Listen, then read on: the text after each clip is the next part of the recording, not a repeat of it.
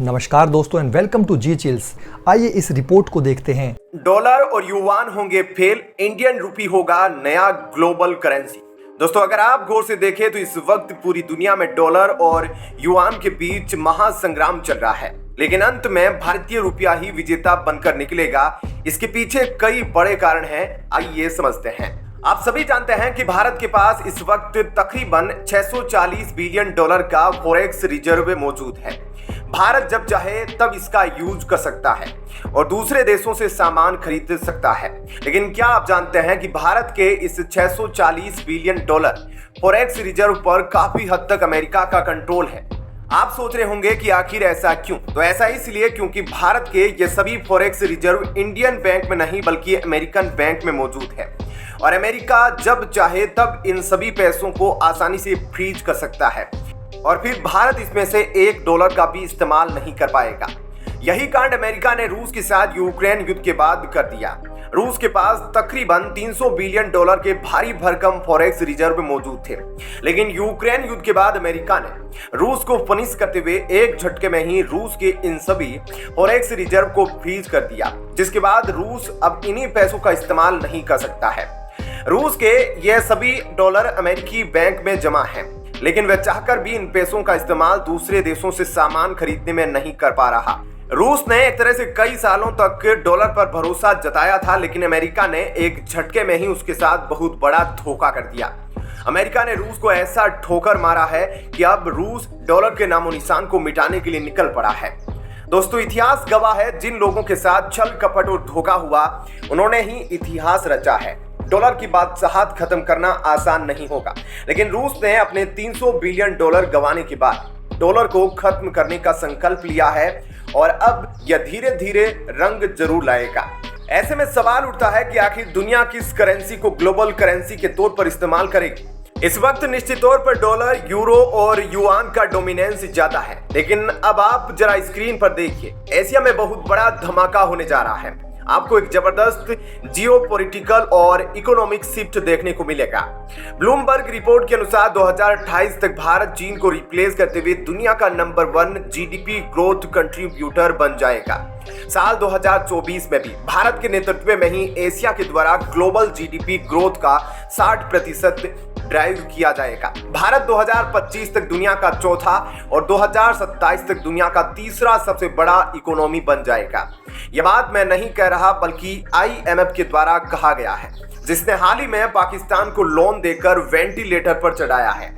इन सभी रिपोर्ट से एक बात साफ है कि 2030 तक भारत चीन की छाती पर चढ़ जाएगा और ग्लोबल ग्रोथ में सबसे बड़ा कंट्रीब्यूटर बनकर सामने आएगा।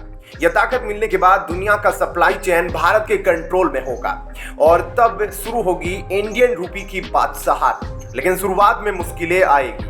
देखिए, यूक्रेन युद्ध के बाद रूस समेत दुनिया के कई बड़े देशों ने डॉलर पर अपनी निर्भरता को कम करना शुरू कर दिया है। वहीं दूसरी तरफ भारत समेत लगभग सभी पश्चिमी देश चीनी करेंसी युआन में ट्रेडिंग करने से बचेंगे। इस कारण युआन कभी भी ग्लोबल करेंसी नहीं बन पाएगा और यहीं से इंडियन रूपी का खेल शुरू होगा, जो अंत में ग्लोबल करेंसी भी बन जाएगा। आइए इसे और जरा डिटेल में समझते हैं। आप सभी जानते हैं कि भारत एक ऐसा देश है जिसके रिश्ते रूस के साथ साथ लगभग सभी पश्चिमी देशों के साथ बेहतर है।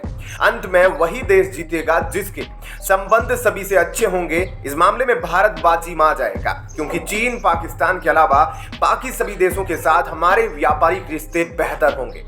एक तरफ भारत जहां वाइब्रेट डेमोक्रेसी है, तो वहीं दूसरी तरफ जिनपिंग ने चीन के अंदर अपनी तानाशाही चला रखी है। ऐसे में दुनिया अगर युआन को ग्लोबल करेंसी मानती है तो फिर यह डॉलर से भी बड़ा मुसीबत खड़ा कर सकता है। चीन का फाइनेंशियल सिस्टम पूरी तरह से ओपेक है, उसमें पारदर्शिता नहीं है। चीन की पूरी इकोनॉमी एक तानाशाह के हाथ में रहती है, जो किसी भी समय अपनी करेंसी को मैनिपुलेट करके पूरी दुनिया को झटका दे सकता है। इंडिया में डेमोक्रेसी होने के कारण पश्चिमी देश भारत के साथ जियोपॉलिटिकल एलिजमेंट बनाने में सफल साबित होंगे। जब तक भारत में डेमोक्रेसी रहेगा तब तक सब कुछ ठीक चलता रहेगा, लेकिन जैसे ही भारत में कोई तानाशाह पैदा हो गया तो फिर सारा खेल बिगड़ सकता है। रूस और चीन जैसे देश निश्चित रूप से चाहेंगे कि भारत में एक ऐसा डिक्टेटर पैदा हो जाए जो हमेशा हमेशा के लिए उनका साथ दे और उन्हीं के साथ रहे। इंडिया में कई लोग नरेंद्र मोदी को एक डिक्टेटर बताते हैं, लेकिन भरोसा रखिए, जब तक भारत और अमेरिका के रिलेशन अच्छे हैं तब तक अमेरिका पीएम मोदी को डिक्टेटर नहीं बनने देगा। लेकिन जैसे ही पीएम मोदी के नेतृत्व में भारत पूरी तरह से रूस और चीन के पाले में चला गया, उस दिन समझ लो भारत के अंदर डिक्टेटरशिप शुरू हो सकती है। और जैसे ही भारत में तानाशाही शुरू होगी, अमेरिका अपना गेम चालू कर देगा। भारत के उस तानाशाह को खत्म करने के लिए अमेरिका जमीन आसमान एक कर देगा। रातों रात भारत पर कई सारे सैंक्शन ठोके जाएंगे। अमेरिका अपनी शक्ति का इस्तेमाल करते हुए भारत के अंदर सिविल रॉयट्स शुरू कर सकता है। फिर भारत की स्थिति पाकिस्तान और म्यांमार से भी बुरी हो सकती है। उदाहरण के तौर पर आप सभी जानते हैं कि इमरान खान पूरी तरह से चीन और रूस के पाले में जाने का प्रयास कर रहा था, लेकिन अमेरिका ने उसका क्या हाल कर दिया। आज वह जेल में कैद है और बेल मिलने की कोई उम्मीद नहीं। बाहर में उनके समर्थक आर्मी हेडक्वार्टर को फूंक रहे हैं। पाकिस्तान के डेमोक्रेटिक इलेक्शन को अमेरिका ने मंडी बाजार बना दिया है। इमरान खान की तरह ही कभी सद्दाम हुसैन और गद्दाफी ने भी अमेरिका और डॉलर का साथ छोड़ना चाहा था। सबके सब बुरी तरह मारे गए। नॉर्थ कोरिया और बेलारूस जैसे देशों में खतरनाक डिक्टेटर शासन चलाता है और इसी तरह से देश अक्सर रूस और चीन के पाले में चले जाते हैं। एक बार सेटल होने के बाद इन देशों को अमेरिका या उसके सेक्शंस का कोई टेंशन नहीं होता, बल्कि यह खुद अमेरिका के लिए टेंशन बन जाते हैं। हालांकि इंडियन रूपी अकेले डॉलर को उखाड़ फेंकने में सफल नहीं हो पाएगी। इसके लिए डॉलर को कमजोर करने के लिए सबसे पहले एक नया औजार लाना पड़ेगा, जिसका नाम ब्रिक्स करेंसी है। अमेरिकी डॉलर की अकड़ निकालने के लिए निश्चित रूप से अल्टरनेट मौजूद करेंसी की जरूरत है और उसे कड़ी टक्कर दे पाएंगे। और वर्तमान में डॉलर को चुनौती देने के लिए ब्रिक्स करेंसी से बड़ा कोई मास्टर स्ट्रोक आइडिया नहीं हो सकता। अमेरिका जिस प्रकार एक्सचेंज रेट पर मनमानी करता है, स्विफ्ट नेटवर्क का धौंस दिखाता है, अपने इंटरेस्ट रेट को छेड़ता तक नहीं। किसी का भी फॉरेक्स डॉलर रिजर्व कभी भी फ्रीज कर देता है, मनमाने तरीके से डॉलर को प्रिंट करता है। निक्सन शॉक ने डॉलर को बेक करने वाले गोल्ड को भी हटा दिया। आज डॉलर सिर्फ एक पेपर का टुकड़ा बनकर रह गया है या फिर डिजिटल डिजिट बनकर रह गया है। उसे बैक करने के लिए या उसे सपोर्ट करने के लिए गोल्ड नहीं है, लेकिन फिर भी अमेरिका इसे एक हथियार की तरह इस्तेमाल करता है। पहले डॉलर के बदले आपको अमेरिका गोल्ड दिया करता था, लेकिन अब कुछ नहीं मिलता।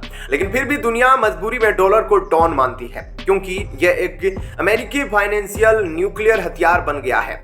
इसके सामने मुंह खोलने की हिम्मत किसी की नहीं। लेकिन रूस ने काफी कुछ बलिदान देकर इसके खिलाफ खड़ा होने का फैसला कर लिया है। इसी कारण चीन भी रूस का साथ दे रहा है, क्योंकि उसे पता है कि डॉलर की बादशाहत बरकरार रखने के लिए अमेरिका परमाणु बम तक का इस्तेमाल कर सकता है। उस स्थिति में अमेरिका को जवाब देने के लिए महाबली रूस को मैदान में खड़ा रहना पड़ेगा। इसलिए अगर ब्रिक्स करेंसी ने अपने आप को गोल्ड से बैक किया तो फिर डॉलर की खटिया खड़ी हो जाएगी और फिर धीरे धीरे इंडियन करेंसी को भी हाईलाइट किया जा सकता है और उसे ग्लोबल करेंसी बनाया जा सकता है। इसके लिए भारत को सबसे पहले गोल्ड रिजर्व बढ़ाने होंगे, जो फिलहाल काफी कम है। इस पूरे विश्लेषण पर आप अपनी राय नीचे कमेंट में जरूर लिखें। धन्यवाद।